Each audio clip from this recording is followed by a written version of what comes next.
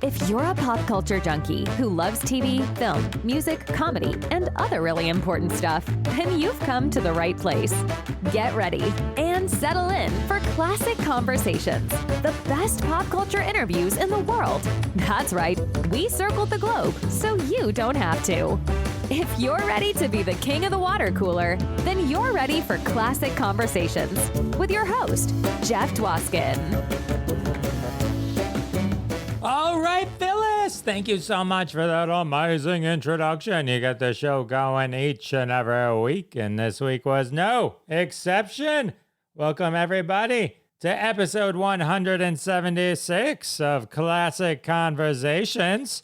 As always, I am your host, Jeff Dwoskin. Great to have you back for another conversation sure to go into the record books as classic. I have with me today one of the funniest people in the world. Comedian Wendy Liebman is joining me today. Wendy has appeared on The Tonight Show with Johnny Carson, The Larry Sanders Show on HBO, Dr. Katz, Jimmy Kimmel, Late Night with David Letterman. The list goes on and on. You're going to love my conversation with Wendy Liebman. She's amazing, and that's coming up in just a few seconds.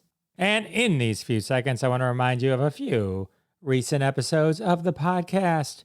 Episode 174 with Oscar winner George Chakiris, Bernardo from West Side Story. We dive deep into his career and West Side Story. Episode 175 with Pat Jankowitz, author of You Wouldn't Like Me When I'm Angry, an Incredible Hulk companion, a deep dive into the Bill Bixby-Lou Ferrigno Incredible Hulk TV series. An amazing conversation. If you love deep dives, last week was a treasure trove for you, I suppose.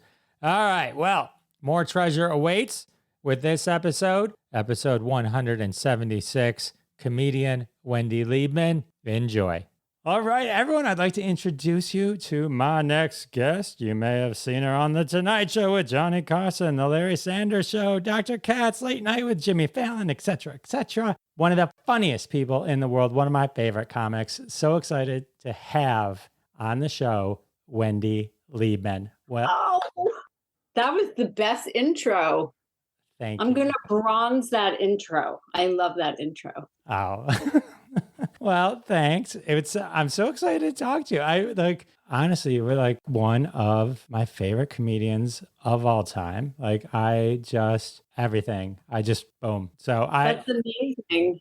Thank you so much. I mean, we've both been doing this for a long time, but I feel like I'm just getting my voice now. I love your voice back then. I'm sure you're making it better. That's what comedians do. I just have always been fascinated and the structure of your jokes is just hilarious. It relies on a masterful timing. And that to me is what I find so amazing and fascinating while I'm laughing and doing that. It's just that manipulation of time and space is really what a lot of people aren't great at. And you're just the master. And you see a lot of people trying to do that. And, I think maybe I try to do it too. And so, but yeah, I mean, that's where I think you're super powerful. I don't even know how to respond to that, except that one time I was getting a massage and I realized that the times that she didn't have her hands on me, it was the anticipation of this is going to be great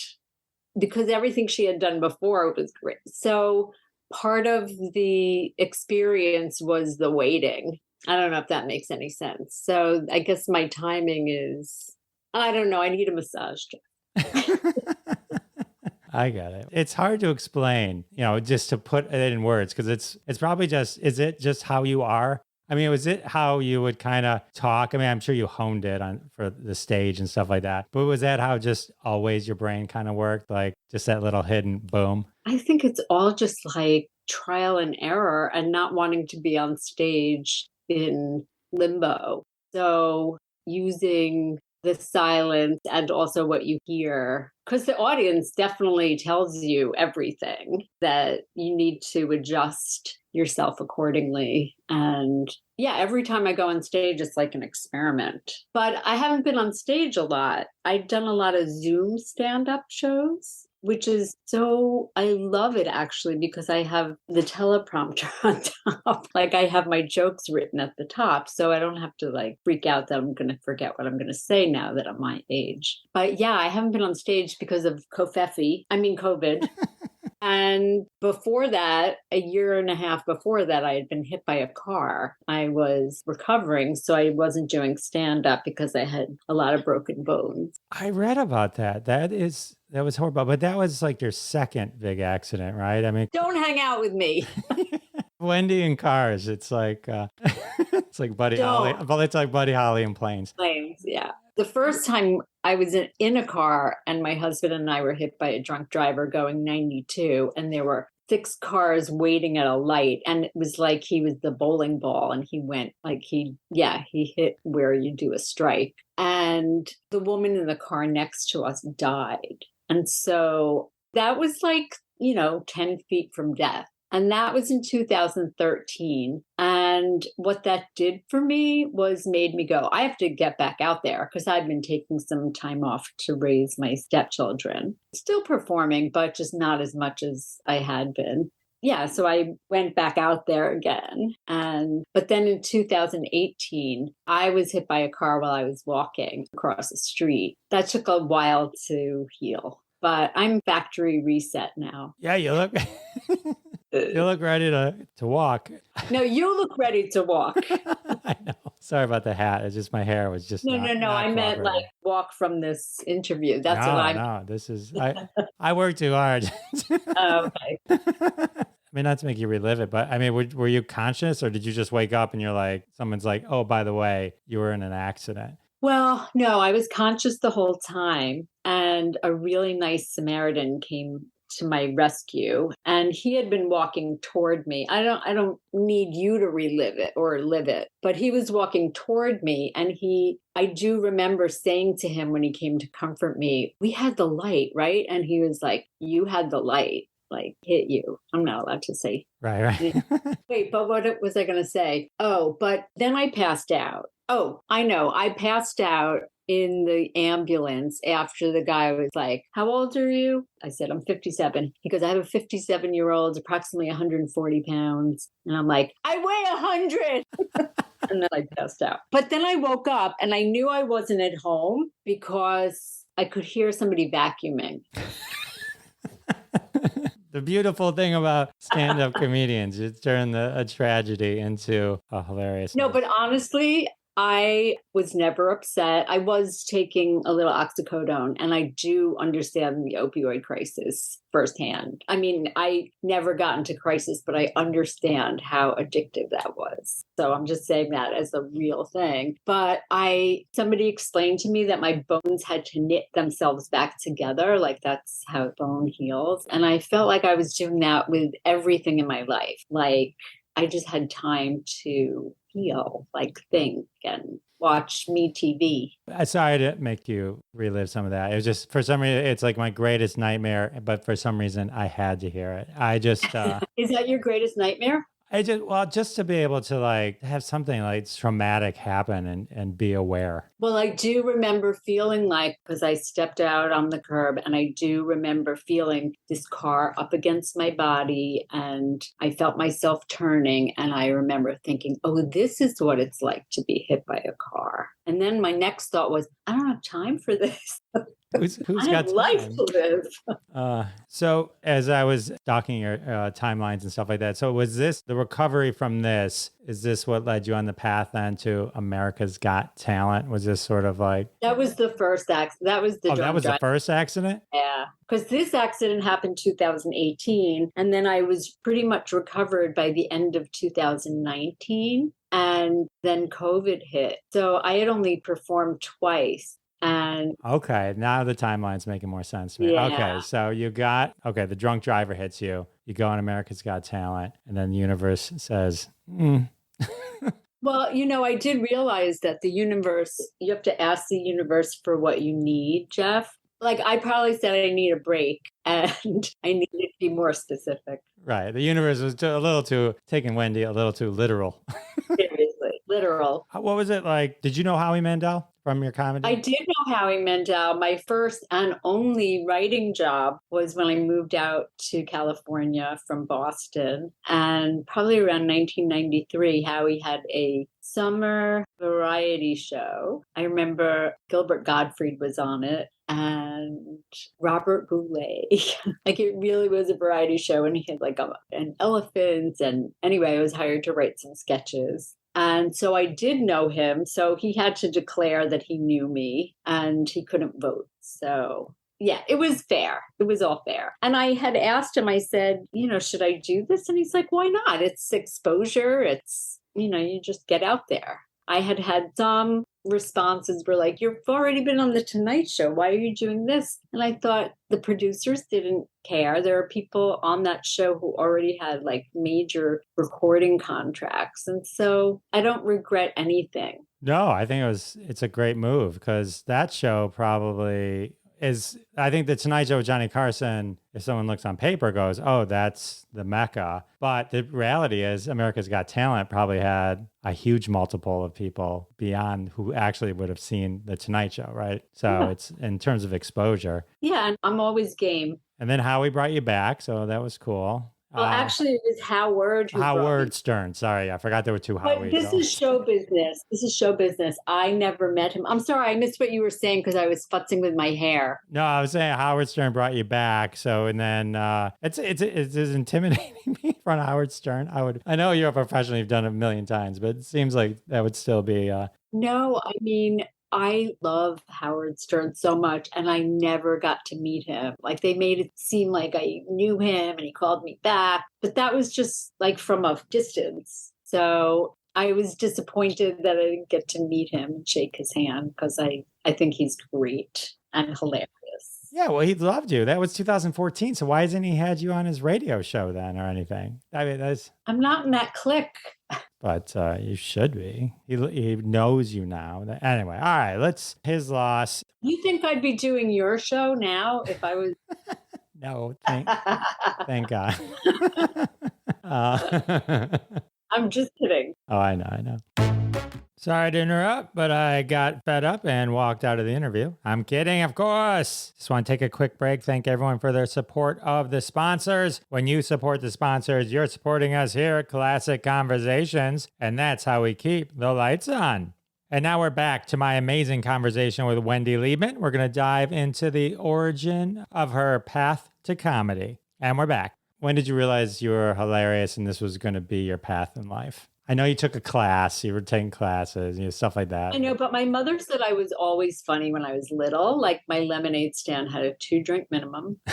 And no, I don't think I was. Okay, so when I was like 7 or 8, after Thanksgiving, I decided I wanted to make everybody laugh. So I put on like a tutu, askew, and I remember pushing one of my socks down, thinking that asymmetry would get the laugh. And I have a picture of it, which I can send you. That's hilarious. And I did get a laugh, but it wasn't until like I was very serious all through high school, but I did musical theater. I was Eliza in My Fair Lady. That was truly the highlight of my acting career when I was 16. And then I went to college and I got really serious and I studied philosophy and I was going to be a therapist. But I started getting funny in my senior year as a defense mechanism. I think it was. I think I was so lost. And yeah, so I was doing psych research after college. And I took the mail in from the wrong apartment building. I lived in a duplex. Like it was a house and we were on the top floor. And I took it in from the bottom floor. And in it was a course catalog for the Cambridge Center for Adult Education, which is like the Learning Annex or any adult ed school. And it said how to be a stand-up comedian. The real story is at first I took an acting class and then the teacher quit mid-class, like at the break. And then the school said, well, take another class. So I kept reading the catalog and I see how to be a stand-up comedian. And it was like the angels were singing. Like I heard, ah. And I thought, that's a class? That's crazy. And yeah, I took that class. I don't know if you can teach somebody exactly to be funny, but I think learning is all about just focusing focusing on something. And so it was basically a group of people who got together and drank beer and tried jokes on each other. But, it just made me, I knew I sucked for a long time, but I just knew that I should do this. That's fascinating. I agree with you. I think the class gives you structure, just like anything. Here's how you would write a book, or here's how you do this. You still have to have it in you to be able to execute it, the greatness. But we talked about the universe, but it's just interesting, right? So you had the wrong male comes to your house, and then you picked the wrong class, and then the universe self-corrected and got you into that. I totally believe in that. Well, I believe in inevitability. Yeah, right? well, you can call it the universe, but whatever is at play. Right. Right. Yeah, maybe the guy just quit, and that was the only thing left. He quit in the middle of the class. I mean, isn't it fascinating to think, like, I'm sure eventually your path would have found its way, but what if you hadn't quit? I know. What if I had taken the right mail? What if I had better glasses on? Yeah. And I could have seen that it was for apartment 1? So much? What if my downstairs neighbor became a stand-up comedian?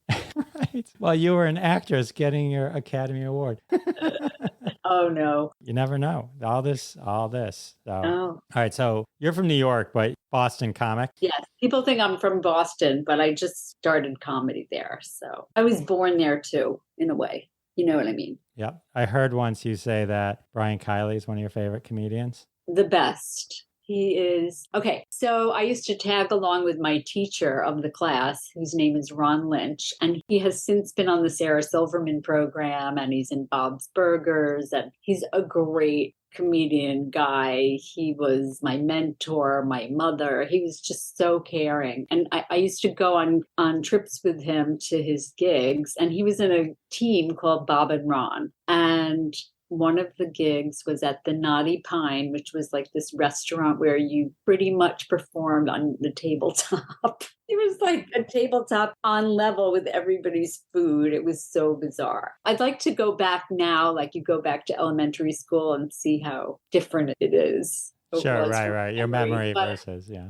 But the opening act was Brian Kiley, and I think he told me later, they told him to do 20 minutes and he only had like 12. But anyway, I just remember falling in love with his sense of humor that night. And he has continued to entertain me. And I love him. I love his jokes. And he's written 2 books, 2 novels. And I'm not a big reader, but I love his novels. I'll have to check out his novels. God. Oh, yeah. Maybe yeah. Kevin. His latest one is called Maybe Kevin. Check that out. I had Brian on the podcast. He was fun to talk to. Very cool. All right. So as I understand it, you win a Johnny Walker improv contest at the Improv, right? And you end up on the Tonight Show. Or then that. Well, actually, I won it in Boston. Okay. Came out here. I didn't win it here, but I did get to go on the Tonight Show. So I feel like that was good enough. Yeah, that was surreal. Jim McCauley, who was the talent booker, was at the show at the Improv the night that all the comedians from all over the country came after they were selected in their areas. It was really Bud Friedman, who owns the Improv or co-owned it, his wife, Alex Friedman, who said she's funny. And so that's why he brought me out here. And the guy from the Tonight Show, Jim McCauley, was backstage and he said, "How come we haven't seen you before?" And I'm like, I had never been to California before. He said, "Would you like to do the show?" I'm like, all right. So he booked me a week later. So in the meantime, I went back to Boston, did my day job, and then I did the Tonight Show with Johnny Carson. How long were you doing comedy at this point? 6 years. 6 years. Okay. So it wasn't like 6 months like somebody accused me of once. I was just about to accuse you of that. No, I'm just No, because I had put in my time. Like I would go, my day job, I was an administrative assistant at a college at this point. And then every night I would go either to Connecticut, Rhode Island, Vermont, New Hampshire, or someplace in Western Massachusetts, or stay in town in Boston, do 1 or 2 or 3 gigs and just do it every day. And there's nothing to replace experience in stand-up comedy. That is the truth. How did you prepare for the Tonight Show? You know what? I don't even know. I mean, I'm grateful for it, but okay. So how did I prepare? I probably only had 4.5 minutes of real material at the time, but I think they went through different versions of a set that I presented to them. And so I did the show. I felt really good about it. And then Johnny Carson went like that to me, but the audience at home didn't see it. So That's right. I watched the clip. Okay, so I've heard you talk about this. So that gets cut off on the clip, right? Or like they cut away. I mean, this means everything, right? Yeah. Or if he calls you over. I was sad about it. So I was in my dressing room, and apparently he heard that I was sad about it, Johnny Carson. And Johnny Carson and Ed McMahon came to my dressing room, and I had grown up watching him, and here he was standing in front of me. It was surreal. I feel like I left the room and went into the next room because I don't remember. I just feel like the whole thing was a holograph. That's how I've described it before. I do remember both Johnny Carson and Ed McMahon were really tall. I don't know if that's true, but that's what I remember. I haven't met him, so I don't know. But you have done the Tonight Show with Johnny Carson one more time than I have.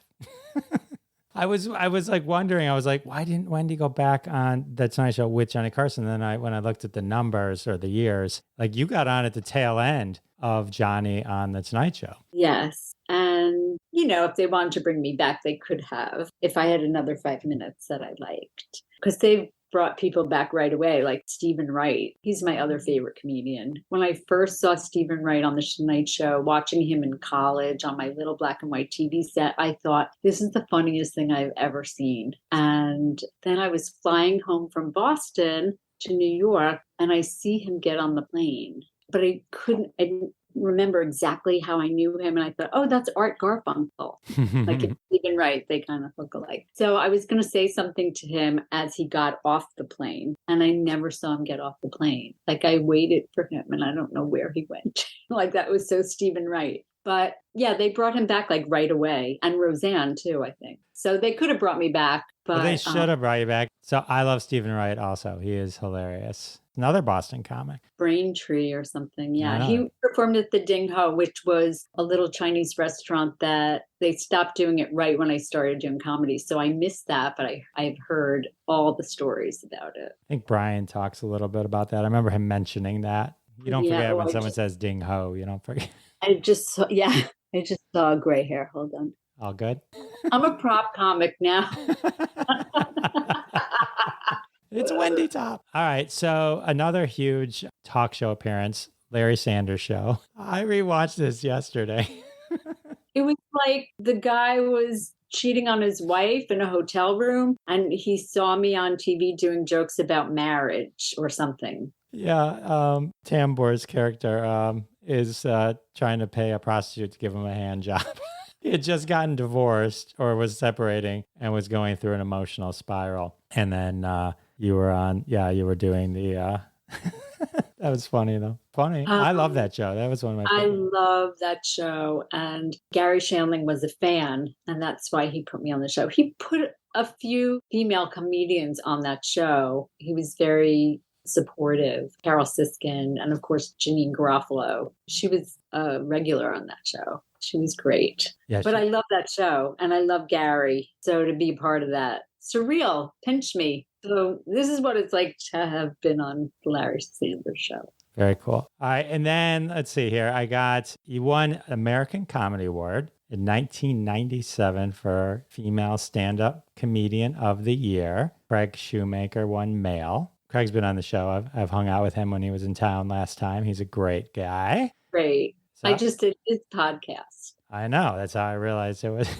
I watched it. I'm like, oh, he's like, because I remember he was talking about how did it go for you when you won that award? Like, how did it change your life in terms of the impact it had, either getting work or in the industry or how other people saw you?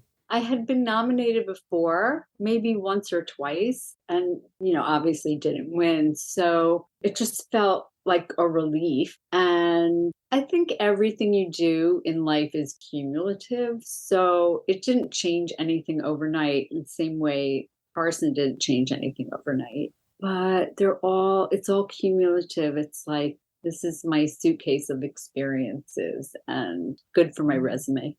And then I was watching a clip on your website. You were on the Roseanne show. So Roseanne Barr, you mentioned she was the one that actually presented the American Comedy Award to you. And Lily Tomlin. And Lily Tomlin? Roseanne didn't mention that on her Oh. show. She didn't say me with myself with Lily Tomlin. So did you get to meet Gregory Hines? I saw that on your clip because you had the whole episode. Gregory Hines was on the same episode as you. Got to meet him 2 other times, not that time, but I got to open for him twice on the road. And I haven't met a nicer celebrity than Gregory Hines. He was just so generous of spirit. And at the end of his show, he brought all the kids on stage to tap dance with him and me. And not really. I was like, oh, that would have been awesome. I think at one point I thought I'm going to go out there and like do a Fanny Bryce thing, but it was a moment for the kids. So yes, I did get to meet him. When you were on the Roseanne show, so there were 2 things. One, I had a question. When you're doing an interview and you're doing a lot of your jokes, like I'm assuming Roseanne is aware that you're going to be kind of landing some of these. Is it difficult to do that for you? I mean, because the timing, sometimes I was watching it. Sometimes I was like, I don't think Roseanne's realizing she's doing, is waiting and giving Wendy a time for that punchline. She could try. I don't remember that show. I mean, I remember being on the show and I remember her like some kind of like bombarding me with trying to set me up with somebody. That was my next question. She found a nice Jewish boy on the set and was trying to set you up. I think I was already with somebody, and so it was just so awkward. But I didn't want to talk about my relationship. So anyway, as I said earlier, I'm still finding my voice. So back then I might not have known to listen to her. I find it easier now to say everything I want to say by being more connected with the person that I'm talking to. Hopefully you feel that way. Yes. Okay. I feel 100% connected to you right now. And I hope you're feeling it too, but we got to take a quick break for our sponsors. And we're back with my amazing conversation with Wendy Liebman, about to dive into her late night performances with Letterman and more. And we're back. I know you did the Letterman show like a million times. Is there like a home club? Is there like a home late night show where meaning like where you feel the most comfortable? You know, like you go on Letterman, you're like, because I watched this whole super clip of you on Letterman and appearance after appearance after appearance. Really? So it's like, yeah, I'll send it. I'll find it. I'll send it to you. Yeah. I would have gone on any of the shows. Were there some that were more easier or just felt easier to like do the comedy? Like, like you do comedy certain places. You're just at home and you can just, you just crush no matter what. And then some places just feels a little different. I loved I was on Jimmy Fallon before he had the Tonight Show. He had the Late Show. And that audience was they were like the audience at a club called the Ice House, where it feels like it's a studio audience and they laugh in all the right places. But actually it was Stephen Wright who told me before I did the Tonight Show with Johnny Carson. Did I mention that I did the Tonight Show with Johnny Carson? Okay, it came up. I happened to meet Stephen Wright with Ron Lynch. They were very good friends, or are friends. And I said, I'm doing the Tonight Show, and do you have any advice? And he said, perform for the people in the audience. Like, don't think about the people at home, because you just have to make these people laugh. Oh, that's great advice. Yeah. Because then it probably just translates out. So, your husband, Jeffrey Sherman, his father, uncle, the Sherman Brothers, they wrote all these Disney. I just happened to stumble on this. I thought it was quite interesting, and you've even been in a documentary about it. But they wrote "It's a Small, Small World," and so I thought that was. I know. Well, my husband is the funniest person I know, and he has given me so many jokes. And sometimes I just write stuff down in the middle of the night that he, when he sleep talks. But he is the funniest person I know, but is so shy. And so he never wants to do stand-up comedy. Although every once in a while he's like, maybe I'll do 5 minutes. And that never works out. I mean, he's never done it. He was a producer and writer on a show called Boy Meets World. Yeah, I've heard of that. And he produced my stand-up special, Taller on TV, that we did for Showtime. And he also did the documentary about his father and uncle, the Sherman Brothers, called The Boys, because that's what Walt Disney used to call them, the Boys. And it's Richard and Robert Sherman. And the story is they wrote all this music together, like Mary Poppins and Chitty Chitty Bang Bang. And they wrote, as you said, Small Worlds and You're 16, You're Beautiful in Your Mind. And they wrote for Annette Funicello, and they wrote movies.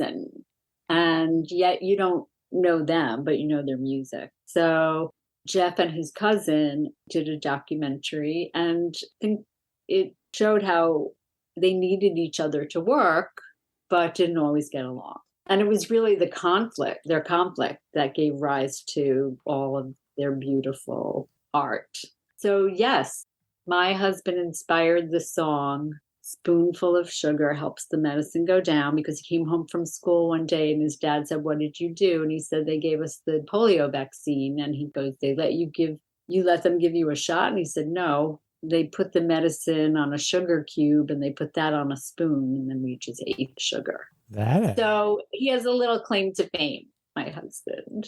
That's pretty cool. That's really cool, actually. So in the movie Saving Mr. Banks, the Tom Hanks movie, which is about making of Mary Poppins, now that I'm thinking about it, the Sherman Brothers, they were portrayed in that movie, right? Yes. So Jason Schwartzman played my uncle-in-law, Richard, and BJ Novak. Well, this is even weird, and this is how small the world is, actually. BJ's dad was one of Jonathan Katz's best friends, and included jokes from the Boston comedians, Brian Kiley, myself, and Jonathan, in this book he wrote about stand-up comedy and humor. So that was BJ's dad. BJ probably wasn't even 5 at the time. So it's so weird that then he went on to play my father-in-law in a movie. Wow. I know. That is a small world. It's a small world after all. Don't sing it. You don't want to ruin this. You wrote the greatest earworm song of all time. Well, it's the most played song. Oh, yeah, I believe that. It's nonstop at Disney World, playing right now to many, many. All right, so that's pretty cool. And then the Aristocrats, you made quite a splash in that. I loved your joke in that. You went a completely different way with it, which was very unique. You don't want to ruin it for anybody. No, I don't want to get this show censored either. Oh, but I didn't want to do it the other way. Like, I really didn't like the edict. So I just made up my own. No, and it's hilarious. No, everyone will have to go watch the movie. Well, they were worried because they heard me do it. Like, when they came to film me, they were like, "I don't think she knows what the joke is." And then I said the punchline, and they were like, "Ah." Yeah, so you bring Wendy Liebman to the table, you're going to get something creative. All right. Too funny. You're funny, and you have perfect teeth. Oh, thanks. Not perfect, but stop, shucks. Okay. Oh, Bob Hope. You met Bob Hope? I did meet Bob Hope. I got to open for him in Indianapolis once in front of 500 people outside, and he was so sweet. And, you know, you hear this sometimes where there's a performer and it's not until they get on stage that they come alive. And you've seen it with Tony Bennett recently, that he just comes alive on stage. And I think Bob Hope was at that point where he was not too sure what was going on until he got on stage. And then he was like, Bob Hope. I was also on his variety show, and that's where I met Phyllis Diller. And I got to tell Phyllis that when I was like 11, this is in a lot of like the press that I've done, because it's my favorite story about comedy. When I was 11, I heard her on Mike Douglas or Merv Griffin, and she was saying, you have to make the audience laugh. And then just when they think that they're done, you have to hit them again. And I thought, I'm like 11. And I'm like, I know what you mean, lady. So I feel like my comedy was informed by Phyllis. she made me understand how I thought, even at that age. And anyway, so I got to be on the Bob Hope Show. And then I have since, in my life now, met one of his head writers, Gene Parrott, because he and his daughter, Linda Parrott, came to one of my shows. And I started talking to them from the audience, and I realized who they were. And then we became acquainted afterwards. And I've spent some time with them. And it's really cool to hear his stories about. I should get them through your podcast. I would love that. So, interestingly enough, I never met Phyllis Diller, but people do love talking about Phyllis Diller. But I did meet once, a few times, a comedian named Jim Wiggins.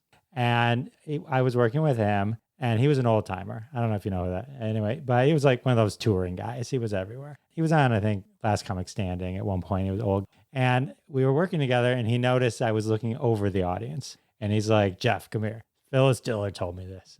So he starts giving me advice from Phyllis Diller that she had given him. So it's passed on to me. She's like, look him in the eye. You got to look him in the eye when you're talking to him, because you may not get the laugh, but you'll get a laugh. That's what you got to do. And I was like, oh, all right. And I swear to God, it's one of those things where it's like, if someone gives you that one little tidbit, and it's like kind of changes you. Right. I have such a funny Phyllis story, and then another story to piggyback on what you just said. So I got invited to a holiday party at Phyllis's house once, and she brought everybody into the foyer and made an announcement, said, don't use this bathroom because the lock's broken from the inside and we'll have to call the fire department, blah, blah, blah. So like an hour later, somebody gets stuck in the bathroom and we have to call the fire department. And it was Phyllis. That, by the way, I mentioned earlier, like my greatest fear. My second greatest fear would be at someone else's house, use the toilet, and the toilet stops working. That would be right up there. Yes. Buzz Aldrin was at that party too. Oh. I know. That was surreal. But the other thing I was going to say about how Jeff Wiggins had given you the advice that he had heard from Phyllis, I have found that when I stand on stage, the first thing I try to do, because sometimes I forget, because when you get on stage, sometimes you lose your mind and you don't remember what you were thinking to do. But I try to remember to do something called Tonglen, which I think is Buddhist. I'm not really sure. It's a breathing practice that I got from reading Natalie Goldberg's books. She's a writer who writes a lot about writing. And Tonglen it's what's the word I'm looking for, Jeff? You don't think it should work, but anti-intuitive? Yeah. Counterintuitive. So you're looking at the audience and you breathe in. You don't take it in, but you try to extract their negativity and all the shitty things that happened that day and their problems with the parking attendant or whatever, all their stress and anxiety, negativity, and you try to breathe out positive energy. And who knows if it works, but it seems like it does. That's a good technique. It is a really good technique. And talk to the people directly. And look at the audience. Well, when I would look at them, when I started looking right in the eyes of people, especially like, the obsession you get with like somebody who's maybe not laughing or, like. I don't know. That never happened. Everyone else. Sometimes it happens to other people, Wendy, where there's just one person, right? Or something. But I found like if you stare at them and then they smile, you can get them to at least smile. Right. Like in my head, I'd think of that as like a video game, like where it goes bing. You know what I mean? Like a 25 points. I love that. Yeah. And then you just move on to the next person. Yeah, exactly. Then you just move on to the next person. Because once you win them over, you're done. You can move on. Well, one time there was a guy sitting up front and he was like this. He was like in the front row like this. And then after the show, his group came up and said hello. And I was like, oh, you look like you weren't enjoying. He's like, that was the greatest time. Some people don't laugh. That's like we in our heads, right? You want a very specific type of reaction, but sometimes that's not how people process it. I remember it's like, I know. It's such a weird job we have, like that's our goal. When you watch other comedians, sometimes you can obviously belly laugh, but do you not laugh as much as you would, do you think? Like when you watch someone else, like just because you're processing it on a different level? No, I laugh hysteric. I cackle. Where are you performing? I've been doing the podcast more than performing because like during COVID, I kind of missed. And then they were bringing people back, and I'm like, I think it's too early. And that was like 2021. So I missed that whole year. And because then they booked up, but then they ended up canceling everything anyway a month later. I'm at the Mark Ridley's Comedy Castle. Have you been? Oh, I love that. Have you been there? Have you played there? I love that room. It's so great. It's so great. There once. Well, why don't we get you back? Okay, it's your task. We need some Wendy Liebman in Michigan. That's what we need. Well, I have performed in Michigan. Where have you performed? Joey's in Dearborn. Joey's in Dearborn is no longer there. There was Joey's Dearborn. There was Joey's Livonia. I think when I started comedy, there was even a third one. But then by the time I started, that was gone. Yeah, I only did Dearborn. And I had one of my funnest shows of all time. Do tell. At Joey's Dearborn. So it's in the basement of this Italian restaurant. It was really good food, I recall. And there were 8 people there on a Sunday. I pretty much just started going on the road, although I'd had those 6 years of experience of cutting my teeth on the Boston crowds. So I felt like by the end of the night, we were just doing callbacks. Because a callback is just an inside joke that you make with the audience. It's like you're writing code to bring back a memory of when you laughed the first time. Right. And there's also something funny about repeating it. I knew everybody's name. There were 8 of us. I think I bought them drinks. And yeah, it was just ebullient. Like, I felt like I was a puck on an air hockey board, just floating. It was really fun. That was one of my favorite shows. That is awesome. And it just goes to show you, like, a lot of times people get so obsessed with audience size. And sometimes you can have just as much fun with a real tight, small audience as like a big audience. Hell, a big audience can be a nightmare too. Intimidating. Yeah, intimidating. The thing I remember about Joey's Dearborn was that it was wide. So the stage was like in the middle of the room, and it wasn't deep, but it was very wide. So it went all the way to your left and all the way to your right. I don't know if this is all over the country, but they never knew how to seat people. So if I were there and there were only 8 people, there would be 2 all the way to the left and 2 all the way to the right. And then maybe, and so like you never know where to focus because people, it's like, because that's where they want to sit. It's like, no, put them all in the front together. I know. Well, people like to be anonymous because sometimes it's embarrassing to laugh. And Right. It's, yes. So the more anonymous you are in the dark in the corner, the easier it is.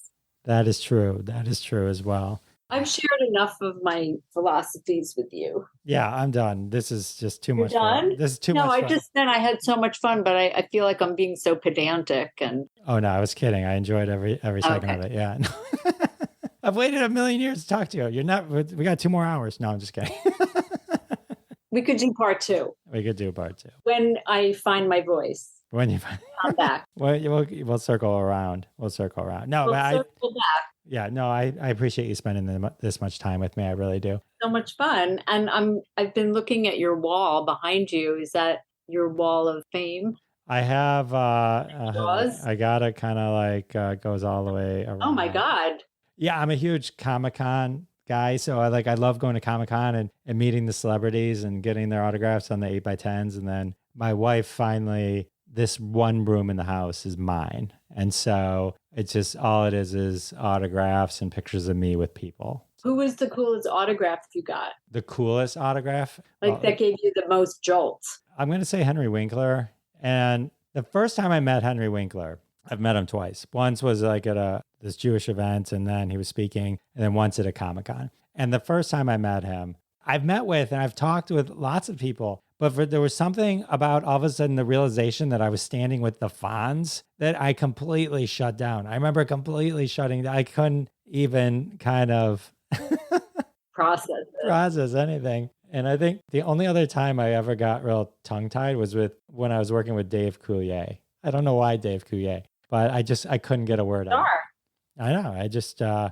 I remember in between shows, I think I was featuring, and he says to me, we're behind at Mark Ridley's, and he says he's about to walk on stage. He goes, "Jeff, are you going to be here after my show?" And I'm like, "Yeah." And I'm thinking to myself, Dave Coulier totally wants to hang out with me. And I'm like, yeah, I'll be here after the show, man. He's like, oh, good. Could you make sure that the MC remembers to bring my shirts to whatever? And I'm like, yeah, I'll tell the MC to do that for you.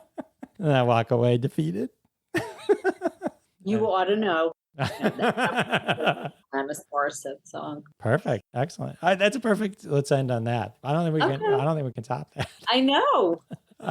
So Wendy, thank you. This is such a delight. Jeff, thank you. Oh, thank you. Tell everyone where they can keep up with you on the social medias. So I am on Twitter a lot at Wendy Liebman, and I'm just in the process of updating my website, which it's like a whole project. It's like having a baby that I have to, it's like I forgot about her. And now I'm just really making it my own. Check that out, wendyliebman.com. And I'll be opening for Bill Maher in Hawaii over New Year's in Honolulu.